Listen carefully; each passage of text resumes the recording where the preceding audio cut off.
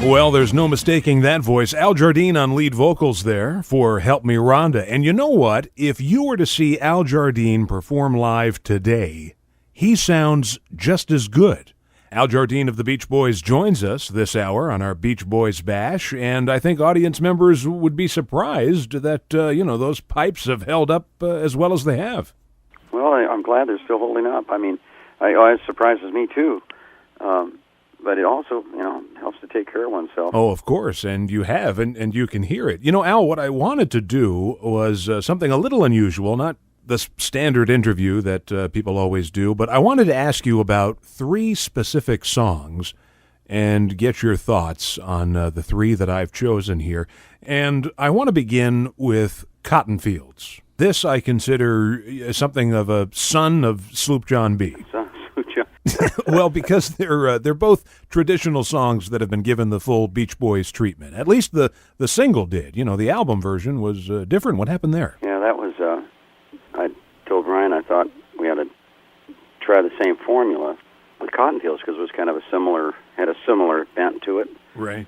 And we went into the studio for our last Capitol album.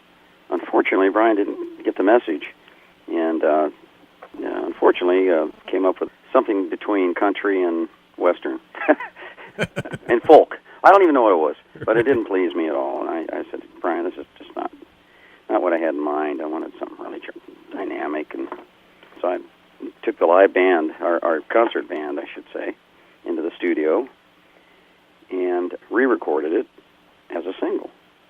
And that's the one that I think you're referring to, which I did keep a country flavor. I incorporated a pretty internationally famous steel guitar player named Red Rhodes onto the intro and a couple of other places in the record, just to give it a flavor, I think it worked well, although I had an alternative that I never used, and I thought I might incorporate into a later mix, but it never happened, with my son, Matt Jardine, when he was 3 years old, or I can't remember, just learning to speak. Right. I recorded him on there going 1, 2, 3, and then the intro would start. And it was a really cute little intro, but I thought it might be too, personal at the time. Right. But I think it really would have worked great because everyone remembers trying to say their R's when they're kids. They can't even say, you know what I mean? It's more like fwee. That sounding was so cute. And I think I'll still do a mix on it. So I might re-record it and add that and do that little intro because now he has children about that age. We're talking to Al Jardine of the Beach Boys today on the Vintage Rock and Pop Shop. And Al, you mentioned re-recording Cottonfields, and in just a few moments we're going to talk about your solo record, A Postcard from California. But is that something that you're doing all the time? Are you constantly recording? I'm not a studio rat, so I don't constantly record. No, but I fulfilled my dream and built a recording studio in a 19th century redwood barn, and I just like walking around in it, and just being here. And when I have the opportunity, any quiet time, I'll try to go into some unfinished material. I'm basically finishing things. Right. I don't start a lot of new things, but. Although I do have another album I can easily assemble, but I'd like to finish a couple of things first. And I have a track with that Neil Young was very nice enough to help me finish, I should say vocals, on a track called My Plane Leaves Tomorrow. Wow. It's about someone going off to war and saying goodbye, because you don't want it to be your last goodbye, Yeah. So it's kind of cool, and he does amazing. His voice is so iconic. He sang this beautiful clutch vocal for me. Anyway, that's what I'm doing with that one. Well, interesting. No, I'm not always in like Brian is every day.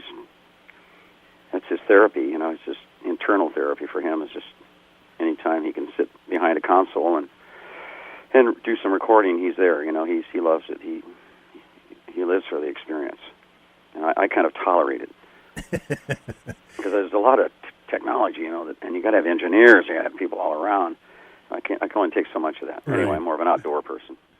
Well, that actually would lead me into talking about the next track I wanted to ask you about. And I always thought it was a little humorous that the Beach Boys had to go to Holland to write this wonderful ode to your home state, and that would be the song California Saga.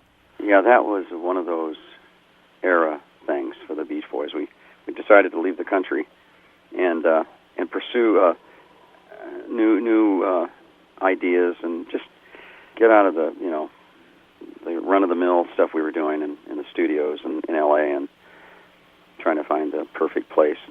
And we thought we were going to the south of France because we had heard about the Rolling Stones' latest album was cut in a mobile studio there. We thought, wow, would that be great, just to take a whole different perspective. So our brilliant manager, who had ulterior motives, unbeknownst to us, can talk us in, well, not me, but the majority of the other guys, into going to Holland. It's a beautiful country, gorgeous place, and great people. Only one problem is that we didn't go into a professional recording studio. We imported the equipment from our then current studio in Santa Monica. So we brought over all the professional gear from the States.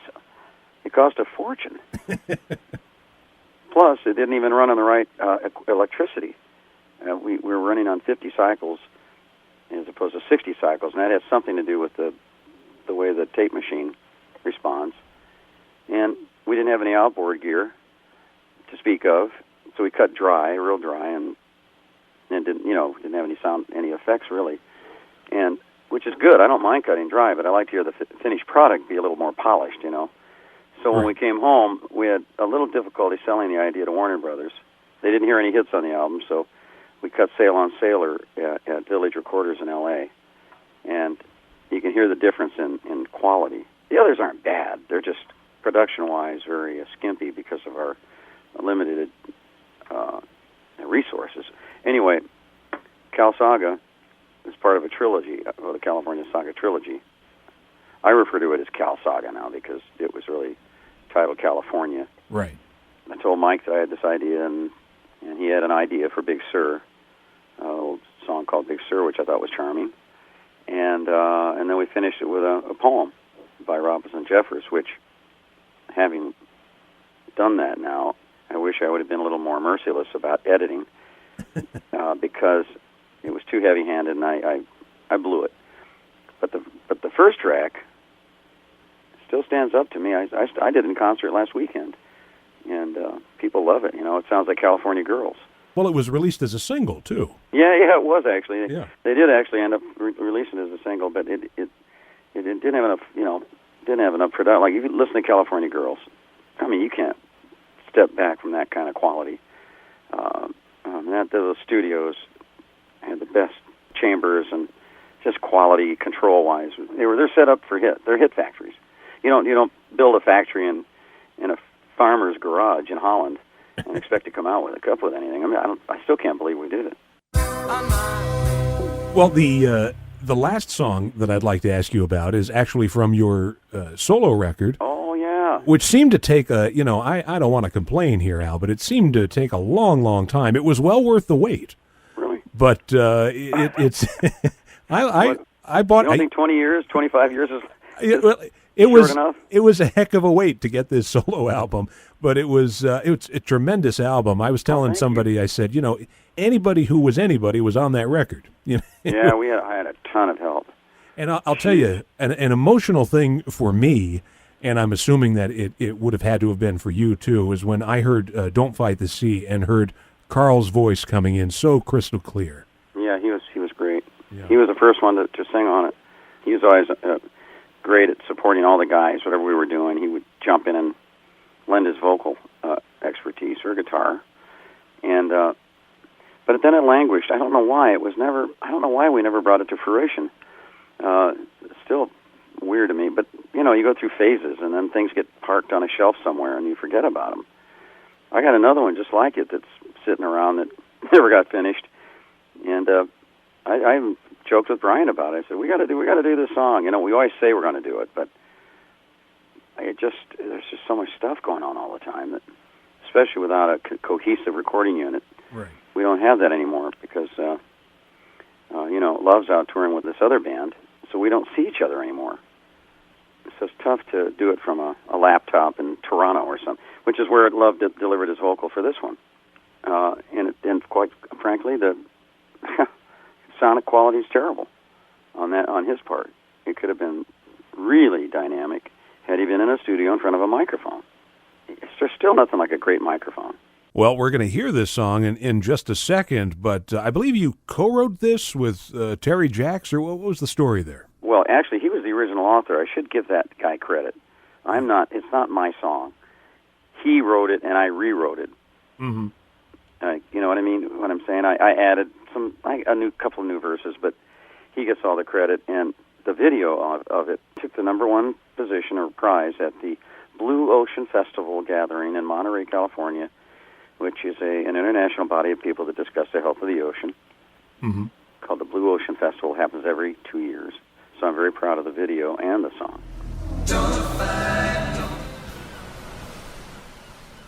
That's Al Jardine along with the Beach Boys and a song called Don't Fight the Sea from the solo album, A Postcard from California, which came out a few years ago.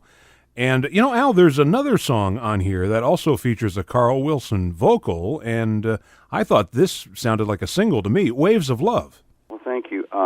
You know, ironically, I tried to get that on the 50th album, our anniversary album, but all the songs were already written. Right. They were politically speaking, there's certain ways things get done, right. and certain people have to write certain songs. It's kind of like the George Harrison factor, I think. You know, where George very seldom got a song on a Beatle album. Waves of Love I thought was great, so I took it to the guys, and I said, "Why don't we, work on this?" And so we actually did work on it. Bruce Johnson and I actually gave it, breathed some life into it, or tried to. And people walking up and down the hall were saying, "Hey, that's a Beach Boy record." Yeah. Even the engineers are going, "Now that's a Beach Boy record. We've been working on all this other stuff, right?" And it was like a breath of fresh air. But politically, it just wasn't able to get it. Well, it happened to me with a couple of songs I did with the guys that Come Go With Me from the Del Vikings. You know that? Sure. That was it took me forever to get that record on an album. And when it finally ended up on the MIU album, it was called, nothing happened to it. Nothing, absolutely nothing. The A&R guy from Columbia noticed it and put it on a best of, and immediately released it as a single, and it went top 10. Just out of curiosity, are you the only Beach Boy on that track? Because I hear like a wall of you. I don't know if I hear the other guys.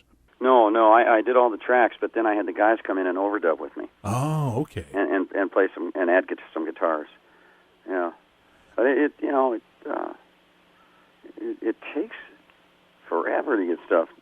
I mean, we still got stuff in the can, Yeah, I know, and I know a lot of fans who want to hear this stuff. Well, at least we got this version of Waves of Love on your Postcard from California CD as a bonus track. I have just recently discovered that Universal put out, there's 2 versions, and I asked them to please stop production on the first version. So some of the albums I put out, about the first 500 or so, have this one version on it with a longer guitar solo, and not such a great mix. So I'm worried about those few hundred that got out that don't have the great mix that I ended up with, that has a half as long a guitar solo and a much better vocal. One version is me singing the lead all the way through. The other version is Matt Jardine taking over the second verse. So, and that's the one with the bad mix, unfortunately for Matt. I'm so sorry I couldn't. It just ended up that we just used the same lead all the way through, but with a superior mix. Well, somebody's got collector's items there. Oh, I guess so. Yeah. I imagine it's funny, isn't it? Well, that actually happened. I'll just a brief aside here, because I don't want to keep you on too much longer. But that happened with that actually happened with the MIU album when it came out on CD in the early '90s. They put the wrong mixes of 2 songs on it. Mixes or songs? No, wrong mix. It was a different wrong mixes. Wrong mix of "Come Go With Me." It was a slower mix. Oh, really? Yeah, it was actually a different version. You're right. It was a different version of the song. I was going to say it wouldn't be slower, probably. It was not. Well, if it was a different version, It could have been a different tempo, yeah. I Yeah. don't recall doing a different version, though. Okay. And also a different version of Winds of Change. Now, that could be. Yeah. That could be Winds of Change, but the other one, I don't think I ever did a different version. I just added people. Maybe that's what you know. I added a lot of stuff. But Winds of Change is a beautiful, gorgeous piece of music. Yeah. It's that haunting at the end that won't last forever. Oh, my yeah. goodness. Oh, yeah, my goodness. Oh, man, I love that one. Yeah. That's the stuff that can be appreciated now. You know, and I've noticed that kids coming to concerts are appreciative of that era, too, thanks to, the Internet, and people are hearing stuff like Winds of Change and downloading more esoteric stuff, that we've done. Well, I'll tell you what. Let's play Waves of Love. I don't know which version this is from my copy. We'll find out in just a second. And then let's play Winds of Change right after it. That's a beautiful song from the Beach Boys' 1978 MIU album, Winds of Change. Al Jardine has been our guest this hour, and Al's going to be performing with Brian Wilson on his upcoming tour. Some dates are already posted, and they are August 30th at Fantasy Springs Resort Casino in Indio, California, September 27th at Vino Robles Amphitheater in Paso Robles, California. That date just went up the other day. Mary Stewart Theater in Modesto, California, October 9th, October 11th. The Carpenter Performing Arts Center in Long Beach, California. And on top of these shows, and by the way, you can get this information at aljardine.com, I've been following the progress of Brian Wilson's new solo album, and as I understand it, you have some vocals on that record. That's right, yeah. Well, everybody's dying to hear this album, and you were there and you've heard the stuff. What can you tell us about this record? How's the material, in your opinion? Anytime Brian applies himself to something, it's extraordinary. I mean, it's just a pleasure to work with him. One sounds like a car song. Yeah. It has that kind of car song value to it, I think it's called Run, James, Run, which I enjoy immensely. Although I don't know if it's coming out in this time on this particular album, because he has a lot of guest stars singing too. So I was told that it might or might not. But again, that's one I think has a lot of commercial appeal. So it's all subjective. I mean, I don't get involved in that decision making. It's not my album, so right. And I like that kind of. I like the more in-your-face stuff. That's more commercial. But I think he's got some. I can't remember any of the titles other than that one I just mentioned, because they're all working titles. Right. And then when we go from one to another, and after a while it's like a blur. But some really good stuff on there. And one last thing here. I read this years ago, and I don't know if it's true, and I figure if I have Al Jardine on the phone, I can confirm it. But you and Brian played together on the high school football team at Hawthorne High in California. And on November 7th, 1957, there was a football game in which Brian, the quarterback, either it was a broken play or he called the wrong play, and you were the halfback, and you wound up getting tackled by two guys and broke your leg. In other words, Brian is indirectly responsible for breaking your leg. I let him off the hook for that one, and I don't know if he got it. I don't know where his mind was at the time I told him this, but I said, I don't think I really ever explained it to him right. But I went to a high school reunion. Our halfback confessed to me that it was his fault. Oh. That he interfered with Brian's ability to get the ball to me because he ran into the wrong hole.